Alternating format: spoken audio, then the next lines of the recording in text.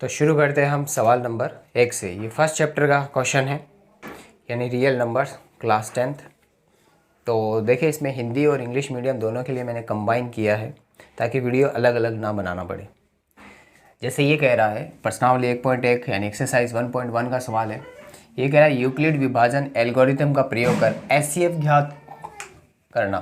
ठीक है, find the HCF by using Euclid division method. हमें दो नंबर दे रखे हैं, पहला है 135 और दूसरा है 225। तो देखिए कैसे करेंगे हम इनको।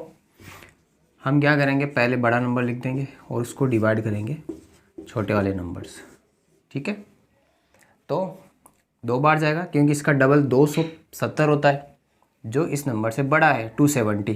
तो हम क्या करेंगे, एक बार डिवाइड जाएगा और यहाँ हम लिखेंगे 135। अब माइनस करेंगे 225 में से 135। ठीक है, 225 में से 135, तो 5 में से 5 माइनस किया तो 0। 22 में से 13 माइनस किया या 12 में से 3 माइनस किया तो 9। ये कैरी इसके बाद चला गया, कितना बचा 90। आगे यहाँ 0 नहीं आया रिमाइंडर, जब तक 0 नहीं आता हम डिवाइड को आगे बढ़ाते चले जाएंगे। नेक्स्ट नंबर देखें, नेक्स्ट लेते हैं 135। तो यहाँ आया 135। अब 90 की टेबल यानी 90 का पाड़ा बोलना है कि 135 से या तो वो 135 आ जाए या 135 से छोटा नंबर। तो हम देखते हैं 2 बार करने पर 180 हो रहा है, ये 180 जो बड़ा नंबर है, इसलिए हमें क्या करना पड़ेगा, एक ही बार करना पड़ेगा और ये आ जाएगा 90। अब 135 में से 90 माइनस करेंगे तो ये कितना बचेगा 45। फिर वापस 0 नहीं आया तो और डिवाइड को आगे बढ़ाएंगे।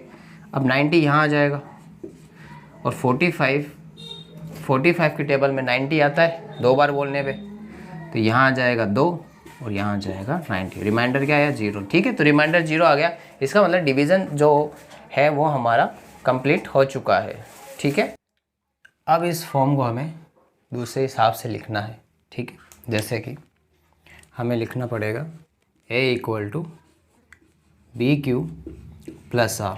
ठीक है, अब हमें जानना है कि A क्या है, B क्या है, Q है क्या है, R। A क्या होता है, बड़ा नंबर। B यानी जिससे हम डिवाइड दे रहे हैं। Q मतलब कितनी बार हमने टेबल बोल मतलब कितनी बार डिवाइड दिया। और R का मतलब होता है रिमाइंडर यानी शेषफल। ठीक है, तो ये चीज़ें हम मेंशन कर देते हैं। A कितना है 225, B कितना है 135 इंटू Q कितना है 1 और R कितना है 90। हो गया फर्स्ट।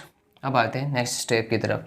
इस बार ये A रहेगा, ये B हो जाएगा, ये Q हो जाएगा और ये R। तो आप वापस लिखेंगे 135 = 90। कितनी बार डिवाइड दिया था, इस बार भी एक ही बार दिया था और रिमाइंडर बचा था 45। फिर नेक्स्ट ये किया था हमने, यानी 90 में डिवाइड दिया था किसका 45 का, कितनी टाइम 2 टाइम्स और रिमाइंडर क्या बचा 0। तो देखिए जब रिमाइंडर 0 आ जाए यानी हमारा सवाल खत्म हो गया। और 0 के ऊपर वाला जो नंबर होता है वो होता है हमारा एचसीएफ। ठीक है, तो हम यहाँ लिखेंगे कि रिमाइंडर इज 0 सो एचसीएफ = 45। ठीक है, हिंदी मीडियम के लिए भी लिख देता हूँ ये मैं कि शेषफल 0 है, अतः एचसीएफ कितना हो जाएगा 45। तो ये था हमारा first question. Okay, next question की तरफ आते हैं। नेक्स्ट नंबर दे रखा है हमें 196 और 38220। तो सबसे पहले हम इसको डिवाइड करके चेक करेंगे कि क्या 196 है वो पूरा का पूरा भाग इसमें जा रहा है या नहीं जा रहा है, यानी पूरा डिविजिबल है या नहीं है, वो चेक करेंगे हम। तो देखें, तो ये दिख रहा है 196 3 डिजिट इसकी और 3 डिजिट इसकी, तो 382। इसका मतलब ये 1 टाइम ही जाएगा। तो हमने यहाँ 196 लिख दिया, माइनस कर देते। 12 में से 6 गए तो 6, ये 10 हो गया। 18 में से 10 गए तो ये 8, फिर इसके बाद चले गए 3 में से 2 गए तो 186 बचा। नेक्स्ट नंबर उतार दोगे आप 2। अब देखिए अगर मैं यहाँ 0 लगा दूँ यानी इससे 10 से मल्टीप्लाई कर दूँ तो ये 1960 हो जाएगा, जो इसके बहुत ज़्यादा करीब है, यानी जो अगला नंबर होगा वो ऑब्वियसली 9 ही होगा यहाँ पे। ठीक है, ये मल्टीप्लिकेशन का शॉर्ट ट्रिक्स होता है जो आप बाकी के वीडियोस में देखेंगे। तो आप बाकी के वीडियोस जो है कैलकुलेशन वाले वो ज़रूर देखें, ताकि आपके मल्टीप्लाई डिवाइड है वो बहुत ज़्यादा फास्ट हो। तो 9 से जैसे भी इसे मल्टीप्लाई करूँगा तो 9 6 जा 54 कैरी 5, फिर 9 9 जा 81 यानी 86 हो गए, तो यहाँ 6 आ जाएगा और कैरी आ जाएगी 8, फिर 9 1 जा 9 और 9 और 8 हो गए 17, तो ये हो गया 1764। ओके, आगे माइनस करते हैं। तो ये है 2, 2 में से 4 होता नहीं है, तो ये 12 मान लेते हैं हम। 12 में से 4 गए तो 8 बचे यहाँ पे। कैरी इसके पास शिफ्ट हो गई है, ठीक है, ये 7 हो गया है। 16 में से 7 गया तो बचेगा कितना, 9। कैरी नेक्स्ट वाले के पास शिफ्ट हो गई, 8 में से 8 गया तो 0, यानी 98 बचा है इसमें से। आप नेक्स्ट नंबर उतार लेंगे 0। ओके, अब नेक्स्ट करते हैं अब आगे। अब हमें दिख रहा है 0 है या 6 है, इसका मतलब यहाँ 5 ही आएगा, क्योंकि 5 ही ऐसा नंबर है जिसको किसी इवन नंबर से सम संख्या से गुणा करने पर 0 आता है। तो देखिए 5 6 जा 30, कैरी 3 है। 19 5 जा 95 और 3 98। तो देखिए ये पूरा का पूरा डिविजिबल था। इस नंबर को जब हमने डिवाइड किया 196 से, तो ये पूरा का पूरा डिविजिबल है। तो ऐसा जब भी केस हो तो आप समझ जाना कि जो नंबर दे रखा है जो छोटा होगा वो ही उसका एचसीएफ होगा। ठीक है, तो इस सवाल को देखिए अब कैसे करेंगे। हम ऐसे ही लिखेंगे कि a equal to B Q plus R. A मैंने कहा था जो बड़ा नंबर होता है उसको हम a मानते हैं, तो a हमारा हो गया ये 38220। b हो गया हमारा जिससे हम डिवाइड दे रहे हैं। क्यों, कितनी बार डिवाइड दिया था 195 और रिमाइंडर क्या आया था 0। इसका मतलब जो एचसीएफ होगा, एचसीएफ इक्वल टू आ जाएगा जो छोटा नंबर हमारे पास था 196। सवाल कंप्लीट। ये था इसका सॉल्यूशन। आई होप आपको ये समझ में आया होगा। अब हम चलते हैं नेक्स्ट क्वेश्चन की तरफ। ओके, तो देखिए नेक्स्ट क्वेश्चन में हमें जो नंबर दे रखा है वो है 867। जो नेक्स्ट नंबर है वो है 255। ओके, तो देखिए इसमें भी वही टेक्निक अपनाएंगे। हमें ये तो क्लियर दिख रहा है कि ये इसकी टेबल में नहीं आता। ओके, क्योंकि इसका नंबर 5 है तो इसका फर्स्ट नंबर या तो 5 होना चाहिए था, 0 होना चाहिए था, BAD से कम्प्लीटली होता। ठीक है, तो हम डिवाइड करके यूक्लिड डिवीजन से रेडी करते हैं। तो यहाँ आ जाएगा 867 बड़ा नंबर, और देना है किससे, 255 से। अब देखिए कि हम क्या कर सकते हैं। मैंने कहा इसके मैंने 2 नंबर लिए और इसके मैंने 2 नंबर लिए। अब देखो 25 है, ये है 86, ये 25 है, ये है 86। अगर मैं 25 का बड़ा 3 बार बोलता हूँ तो आता है 75 75, और 4 बार बोलता हूँ तो 100। इसका मतलब ये जो टेबल है वो 3 बार ही डिवाइड हो सकती है इससे। तो 3 टाइम किया। अब 3 को 255 से मैं मल्टीप्लाई कर देता हूँ। तो देखो 3 को 5 से करूँगा तो 15 कैरी 1। 25 को सीधा 3 से कर देता हूँ तो 75 और 1 76, यह आ जाएगा 765। आप रिमाइंडर देख लेते हैं। 7 में से 5 माइनस किया तो 2, 6 में से 6 माइनस किया तो 0, 8 में से 7 माइनस किया तो 1, यानी 102। आप चाहें तो इसको ये लिख सकते हैं a equal to B Q plus R. ठीक है, a equal to B Q plus R. तो अब हम वैल्यू लिख देते हैं। हमने कहा था a बिगर नंबर होता है, जो बड़ा नंबर होता है उसको हम a मानते हैं, इसको b मानते हैं, ये हमारा q होता है और ये हमारा r होता है। तो इसको लिख देते हैं कि 867 इक्वल टू किससे डिवाइड दिया था, 255 से। कितनी टाइम, 3 टाइम, और रिमाइंडर बचा था 102। अब आगे करते हैं इस डिवीज़न को। तो 102 इधर, इस बार आ जाएगा 255 यहाँ। तो यह भी हमें दिख रहा है ये भी 2 बार ही जाएगा 102। तो कितना आ जाएगा 204। माइनस करते हैं तो 200 से 200 गया 55, 55 में से 4 गए तो 51 बच गए। अब ये भी सीक्वेंस में लिख देंगे। बड़ा नंबर 255 में डिवाइड दिया था, किसका दिया था, 102 का। कितने टाइम, 2 टाइम। रिमाइंडर क्या बचा, 51। आगे 51 को इधर लेंगे और 102 को इधर लेंगे। हाफ 51 की टेबल 2 टाइम बोलने पर 102 आता है, तो ये 2 आ जाएगा, यहाँ 102 आ जाएगा। इसमें से इसे माइनस करेंगे तो 0। तो देखिए रिमाइंडर आ गया 0। वापस इसको यहाँ लिखेंगे। कि एक 102 को डिवाइड किया था, किससे किया था 51 से। कितनी बार हुआ था 2 टाइम, और रिमाइंडर क्या बचा था 0। तो 0 के ऊपर वाला क्या होगा HCF, यानी इसका HCF हो जाएगा 51। ओके, तो हम यहाँ लिखेंगे reminder is 0, so HCF equal to HCF 51। तो इसका HCF हो गया 51। और हिंदी मीडियम वालों के लिए भी लिख देता हूँ, वैसे लिखा हुआ है कि शेषफल 0 है, अतः HCF हो जाएगा 51। ठीक है, अब हम चलते हैं नेक्स्ट क्वेश्चन की तरफ। तो देखिए नेक्स्ट क्वेश्चन। ओके, तो नेक्स्ट क्वेश्चन करते हैं हम। ये कह रहे हैं किसी परेड में 616 सदस्य, यानी 616 सदस्य है और एक सेना है, उनकी टुकड़ी को 32 सदस्यों वाली एक आर्मी टुकड़ी का जो बैंड है उनके पीछे मार्च करना है। दोनों समूहों को समान संख्या वाले स्तंभों में मार्च करना है। उन स्तंभों की अधिकतम संख्या क्या है जिसमें मार्च कर सकते हैं। देखिए जब भी ऐसा क्वेश्चन हो और वो अधिकतम से पूछे, इसका मतलब वो हमें HCF पूछ रहा है। अब चाहें तो आप यूक्लिड से निकाल सकते हैं इसका HCF, और वरना चाहे तो सिंपल तरीका जो हम छोटी क्लासों में देखते हैं आप उससे भी निकाल सकते हैं। ठीक है, दोनों तरीके हमारे पास रहते हैं, हम किसी भी एक तरीके का यूज़ कर सकते हैं। तो हम पहले जो स्टार्टिंग मेथड है उससे हम करते हैं इस सवाल को।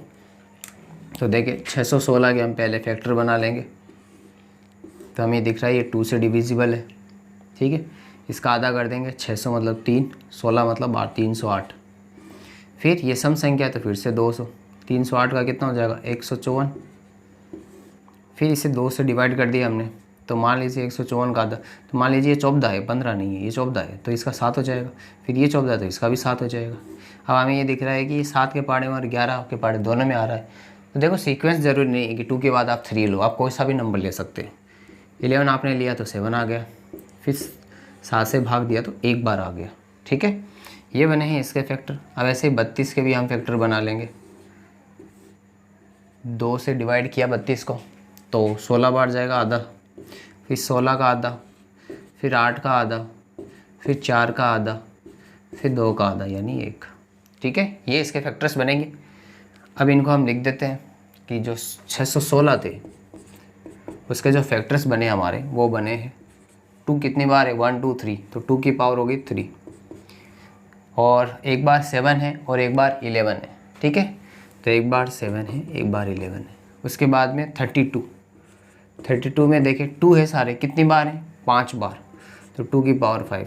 अब हमसे ये पूछ रहा है कि HCF बताओ। HCF में क्या करते हैं, वो नंबर जो दोनों के अंदर रिपीट होता है और जिसकी पावर कम से कम होती है उसे हम चूज़ करते हैं। तो देखिए 2 दोनों में रिपीट हो रहा है, लेकिन कम पावर किसकी, इसकी, यानी 2 की पावर 3। और 2 की पावर 3 का मतलब कितना होता है 8, यानी 2 को 3 टाइम लिखना है। 2 की पावर 3 का मतलब क्या होता है कि 2 को 3 टाइम, 2 को 2 से मल्टीप्लाई किया तो 4 आ गया, 4 को 2 से किया तो 8, यानी इसका आंसर आ जाएगा 8। ओके, तो नेक्स्ट क्वेश्चंस की तरफ चलते हैं, एक्सरसाइज 1.2 के क्वेश्चंस की तरफ। ये कह रहा है कि हमें जो क्वेश्चंस करने हैं इनके जस्ट प्राइम फैक्टर बना के शो करने हैं, यानी अभाज्य गुणनखंड के रूप में इन नंबर्स को रिप्रेजेंट करना। तो देखिए सवालों को शुरू करते हैं हम। जैसे पहले 140 है, इसके मैं फैक्टर बना रहा हूँ। तो मैंने क्या किया, इसे 2 से डिवाइड किया तो इसका आधा हो जाएगा। 140 का आधा कितना होता है 70। फिर वापस इसे 2 से किया तो 70 का आधा 35। अब देखो मैं जो ये दिख रहा है कि ये 5 के पहाड़े में आ रहा है 7 बार, और ये 7 के टेबल में आता है 1 बार। ठीक है, 140 के फैक्टर बन गए। तो बस मैं यहाँ लिखूँगा 140। अब देखो 2 कितनी बार आ रहा है 2 बार, तो 2 की पावर 2, 5 1 बार, 7 1 बार। ठीक है, तो सवाल कंप्लीट। आते हैं सेकंड क्वेश्चन की तरफ। इसमें ये कह रहा है 156 156, इसके भी हम फैक्टर्स बनाएंगे। 2 से किया, ठीक है, 156 का हाफ, तो देखिए 15, इसे मान लीजिए कि 14 होगा। ठीक है, 14 का हाफ 7, फिर ये इसका 16 का हाफ 8, यानी 78 हो जाएगा इसका।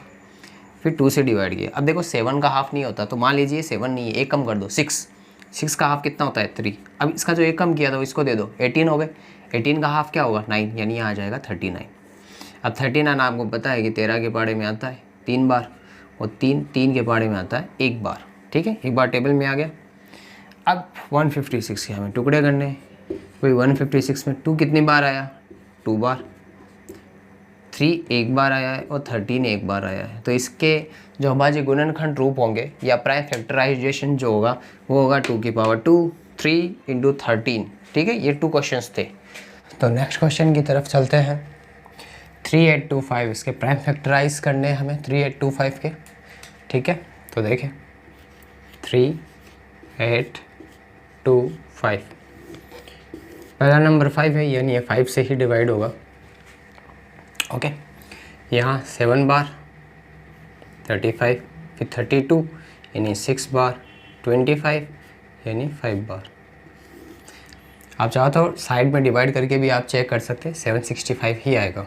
ओके, फिर वापस इसको 5 से डिवाइड करते हैं, 7 में एक ही बार जाएगा, फिर इसका 2 6 26 हो जाएगा, ये 26 में 5 बार जाएगा 25, फिर इसका 1 और 5 15 हो गया, यानी 3 बार, फिर 153। अब देखिए ये 3 5 8 और एक 9 3 के पाड़े में आता है, इसका मतलब ये नंबर 3 से डिवाइड होगा।